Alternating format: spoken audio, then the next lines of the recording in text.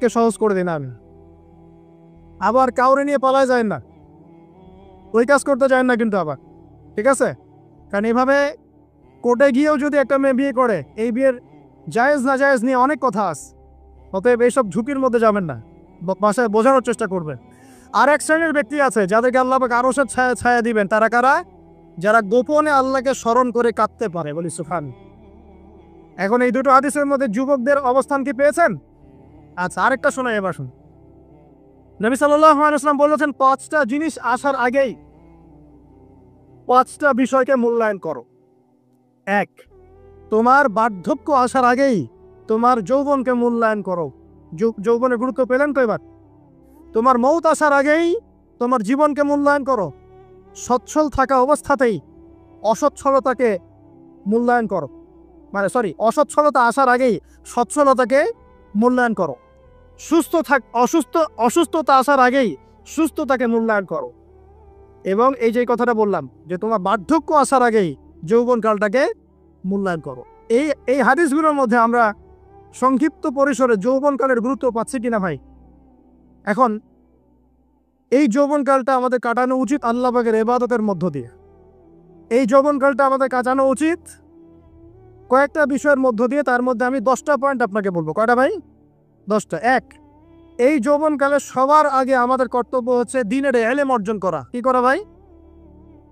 দ্বীনের ইলম অর্জন বলতে আমি কি বুঝাচ্ছি? দ্বীনি ইলম অর্জন বলতে আপনাকে আমি বোঝাচ্ছি যে কমপক্ষে কোরআনটুকু তেলাওয়াত করতে শিখুন, হাদিসগুলো পড়তে শিখুন, ইসলামী বইপত্র পড়াশোনা করুন, পাশাপাশি জেনারেল সাবজেক্টগুলোও পড়াশোনা করুন। এদিকে আপনি এগিয়ে যান, এদিকেও এগিয়ে যান, দুই দিকে আগাতে থাকেন। এর পাশাপাশি বরেণ্য ওলামায়ে কেরামদের সোহবতে থাকার চেষ্টা করেন। যারা রিনাউন্ড এবং বরেণ্য ওলামায়ে কেরাম, তাদের সোহবতে থাকার চেষ্টা করেন। ইলম অর্জনের অনেক ধাপ আছে। শুরু করেন কোরআন তেলাওয়াত দিয়ে, তারপরে আস্তে আস্তে হাদিসে যান, কোরআনের তাফসিরে যান, ইতিহাস পড়েন, ইসলামের ইতিহাস পড়েন, ইসলামিক অর্থনীতি পড়েন, রাসূলের জীবনী সিরাত পড়ে দেখেন, ইসলামিক ফিকহের বইগুলো পড়ে দেখেন। আস্তে আস্তে গ্র্যাজুয়ালি আপনি সামনে যাবেন। এই সিলেবাসটা আপনি কোত্থেকে পাবেন? এই সিলেবাসটা দেখবেন প্রত্যেক জেলায় জেলায় বরেণ্য কওমি ওলামায়ে কেরাম আছেন না, তাদের সাথে পরামর্শ করবেন, আপনাকে সুন্দর সিলেবাস করে দিবেন ইনশাআল্লাহ। এইভাবে আপনি পড়াশোনা করবেন এবং ওস্তাদের সাথে থেকে পড়াশোনা করবেন। একা একা সব কিছু করা যায়? একা একা সব কিছু করা যায় না। একটা সিলসিলা লাগে, একটা ওস্তাদের সোহবত লাগে, নাকি? একা একা কি কোরআন সুন্নাহ সব বুঝে ফেলতে পারবেন আপনি? তাই মনে হয়? কখনোই না। অতএব বরেণ্য আলেমদের সোহবতও লাগবে, আবার আপনার চেষ্টাও লাগবে। আল্লাহ পাক তৌফিক দান করে নেন। এই যৌবনকালের প্রথম কাজ কি ভাই? ইলম অর্জন করা। 2 নম্বর, এই যৌবনকালে আমরা যে পরিমাণ ফিজিক্যালি ফিট থাকি, শরীরে শক্তি থাকে, উদ্যম থাকে, আমাদের বয়সটা 40-50 হয়ে গেলে সেটা থাকবে না। থাকবে? অতএব এই যৌবনকালে বেশি বেশি ইবাদত করতে থাকেন, আল্লাহ পাক তৌফিক দান করুন। এই যৌবনকালে 5 ওয়াক্ত নামাজ তো পড়বেনই, এর পাশাপাশি নফল নামাজগুলো পড়ার চেষ্টা করবেন। এর পাশাপাশি আপনি চেষ্টা করবেন তাহাজ্জুদের ওয়াক্তে একটু নামাজ পড়ার জন্য, কমপক্ষে 2 রাকাত, কমপক্ষে 2 রাকাত, অ্যাটলিস্ট 2 রাকাত নামাজ তাহাজ্জুদের সময় পড়ার চেষ্টা করি। আল্লাহ আমাকে তৌফিক দেখ, আপনাদের সবাইকে তৌফিক দান করুন। ওই সময় আপনি যে দোয়াই করবেন আল্লাহর কাছে কবুল হবে ইনশাআল্লাহ। যে দোয়াই করবেন আল্লাহ কবুল করবেন ইনশাআল্লাহ। যদি আপনার রিজিকটা কি হয়? হালাল হয়। হারাম রিজিক দিয়ে ইবাদত কবুল হয়? হারাম রিজিকের দোয়া কবুল হয়? কবুল হয় না। 3 নাম্বার, এই যৌবনকালে আমরা রাসূলের সুন্নতের উপর বেশি আমল করব ইনশাআল্লাহ। পারা যাবে ইনশাআল্লাহ? তাহলে নিয়াত করতে পারি যে ইনশাআল্লাহ চেহারাগুলো পরিবর্তন হবে। চেহারা পরিবর্তন মানে কি? হ্যাঁ, রাখা যাবে না? এখনো গজায় নাই? প্রত্যেক সপ্তাহে আপনাকে নবীর সুন্নতের উপর এরকম করে কুরবানি এবং জবাই করতে কে বলেছে? নবী সাল্লাল্লাহু আলাইহি ওয়াসাল্লামের সুন্নতকে জবাই করাটা কি ভালো কাজ? হ্যাঁ বলেন তো। আমরা তো এমন অনেক নাপিত ভাইদেরকে চিনি যারা এ ধরনের বক্তব্যগুলো শুনে আলহামদুলিল্লাহ জীবন পরিবর্তন করেছেন। তার দোকানে লিখে দিয়েছেন এখানে চুল কাটা হয়, দাড়ি শেভ করা হয় না। খুশি হন নাই? মুসলিমদের কথা বলছি, অমুসলিমদেরকে নিয়ে আমাদের চিন্তা নাই তো? চিন্তা আছে? একটা কথা মনে রাখবেন, একটু কথাটা মনের কান দিয়ে শোনেন। দাড়ি হচ্ছে একমাত্র ভিজিবল সুন্নত। দাড়ি হচ্ছে একমাত্র ভিজিবল সুন্নত। ভিজিবল মানে কি? যা দেখা যায়। দাড়ি একমাত্র ভিজিবল সুন্নত, দৃশ্যমান সুন্নত, যেটা নিয়ে আপনি আমি কবরে যাবো ইনশাআল্লাহ। আর কোনো সাইন দেখে বোঝার বুদ্ধি নাই এই ব্যক্তি কত বড় মুসলিম, কত বড় সুন্নতের পাবন ছিল। খালি কপালের সেজদার দাগ আর চেহারার দাড়ি বাকি থাকবে। এটা কথা বুঝতে পারছেন ভাই? নিয়াত করা যায় একটু দাড়ি ছেড়ে দিব, নাকি দাড়ি রাখলে চাকরি পাবেন না? দাড়ি রাখলে মেয়ে দিবে না নাকি? তো যে মেয়ে দাড়ি রাখলে বিয়ে করতে চায় না তাকে বিয়ে করারও দরকার নাই। আর দাড়ি রাখলে যে চাকরি আপনাকে ছাড়তে হবে চাকরিও করার দরকার নেই। চাকরির মধ্যে সব রিজিক আপনার মনে হয়? রিজিকের সবচেয়ে বড় অংশ আছে কিসের মধ্যে? বিজনেসের মধ্যেই। যারা বিজনেস করে তাদের আন্ডারেই লক্ষ লক্ষ মানুষ চাকরি করে। বাংলাদেশে যে ইকোনমিক সিস্টেম, এই ইকোনমিক সিস্টেমের মূলে কারা জানেন? ব্যবসায়ীরা। কারা? বড় বড় ব্যবসায়ীরা। এমন অনেক ব্যবসায়ী আছেন যাদের একজনের জাকাতের টাকা দিয়ে একটা গ্রামের মানুষকে খাওয়ানো যায়। বিশ্বাস করছেন না? ইকোনমিক তো আমার সাবজেক্ট, আমরা পড়েছি এগুলা, পড়াশোনা করেন দেখেন। বিজনেস, এরপরে আছে ক্রিয়েটিভ কোনো প্রজেক্ট, এমন কোনো প্রজেক্ট যেটা এখন পর্যন্ত কেউ লঞ্চ করে নাই। এখন অনলাইনে অনেকে আয় করেন না, আজকে থেকে 20 বছর আগে মানুষ এটা করেছিল। এখন অনেক মানুষ বাহির থেকে পড়াশোনা করে দেশে এসে এই যে ডেইরি প্রজেক্ট করছে, পোলট্রি করছে, নতুন নতুন অনেক প্রজেক্ট করছে না? কৃষিভিত্তিক অনেক কাজ করছে। তারা কি সচ্ছল না?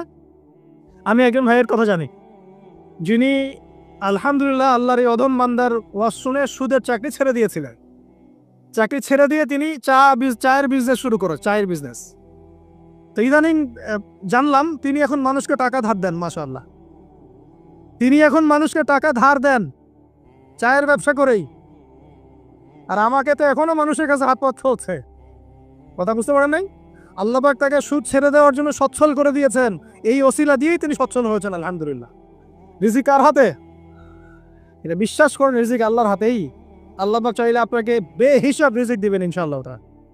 অতএব সুন্নতকে বিসর্জন দিয়ে নয়, সুন্নতে থাকেন, আল্লাহ পথ খুলে দিবেন ইনশাআল্লাহ। আল্লাহ পাক তৌফিক দান করুন।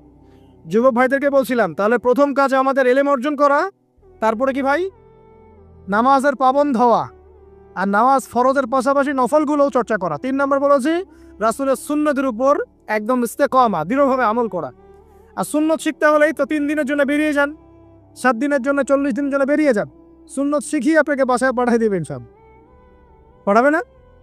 অনেক মানুষ মনে করে যে তাদের ওখানে গেলে আমার আকীদা নষ্ট হয়ে যাবে। হ্যাঁ, তাই না? তারা বিভ্রান্ত। হ্যাঁ, নাউজুবিল্লাহ। স্বপ্নে পাওয়া ধর্ম, অনেকে টিটকারি মারে, স্বপ্নে পাওয়া ধর্ম।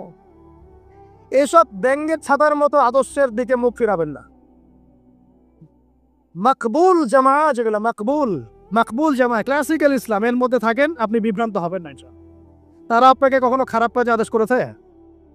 কত চোর ডাকাত মদখোর মানুষ সেখানে গিয়ে 5 ওয়াক্ত নামাজি হয়ে গেছে, সুদের ব্যবসা ছেড়ে দিয়েছে, মাদক ছেড়ে দিয়েছে, আল্লাহর ওলি হয়ে গেছে আলহামদুলিল্লাহ। তো আপনাকে তারা সুন্নত শিখিয়ে বাসায় পাঠিয়ে দিবে। এছাড়া আপনি অন্যভাবে শিখতে চাইলে শিখবেন, সমস্যা কি? যদি মাদ্রাসায় পড়ার তৌফিক থাকে তাহলে পড়বেন। সবাই কি মাদ্রাসায় পড়ার তৌফিক পাবে না। নিঃসন্দেহে কিছু মানুষ তৌফিক পাবে, কিছু মানুষ হয়তো পাবে না। যারা পাবে না তারা দিন শিখবে কিভাবে? এভাবেই তো শিখবে। সুন্নতের উপর আমল করতে হবে, এটা সবচেয়ে বড় কথা। আল্লাহ পাক আমাদের সবাইকে সুন্নাহর উপর আমল করে তৌফিক দান করুন। 4 নম্বর ভাই, যৌবনকালে আমরা আমাদের সময়গুলোকে মূল্যায়ন করবো ইনশাল্লাহ। কথা বুঝতে পারছি ভাই? সময় মূল্যায়ন কেমন? আপনার দিন রাতের একটা রুটিন থাকবে, এলোমেলো লাইফ লিড করবেন না। এই যে আমরা, আল্লাহ মাফ করুক, আমরা এখন 3টায় 2টায় 4টায় ঘুমাই, 12টা 1টায় 2টায় উঠি, নাউজুবিল্লাহ। এতে করে কি আমাদের রুটিন লাইফটা ঠিক আছে?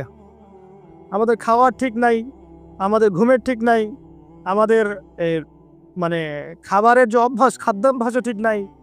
আমরা একটু খেলাধুলা আগে করতাম, সেটাও এখন করি না। সারাদিন ফোন নিয়ে বসে থাকি, আর এই যে ইউটিউব ফেসবুকে বসে থাকি। গোল হয়ে বসে লুডো খেলে। গোল হয়ে কি করে? লুডো খেলে, অনলাইনে গেমস খেলে, অনলাইনে পাবজি খেলে, ফ্রি ফায়ার খেলে। আগে তো তাও ছেলেপেলে একটু ফুটবল খেলতো, ক্রিকেট খেলতো, আমরাও তো খেলেছি ওই সময়। তাও আলহামদুলিল্লাহ আমাদের ফিজিক্যাল ফিটনেস অনেক ভালো ছিল। এখন ওগুলো বাদ দিয়ে যে মানুষ পর্নোগ্রাফি দেখছে, লুডো খেলছে, পাবজি খেলছে, ফ্রি ফায়ার খেলছে, সারাদিন অনলাইনে বসে অথর্বর মতো বসে আছে, এটা কি ভালো হচ্ছে? এই জন্য অ্যাটলিস্ট ফজরের নামাজ পড়ে জিকির আজগার করে পড়াশোনা করে আধা ঘন্টা 1 ঘন্টা একটু খেলাধুলা করলে কি সমস্যা? একটু ফুটবল খেলেন, দৌড়াদৌড়ি করেন, জগিং করেন, একটু ব্যায়াম করেন, আল্লাহ পাক আপনাদের যৌবনে বরকত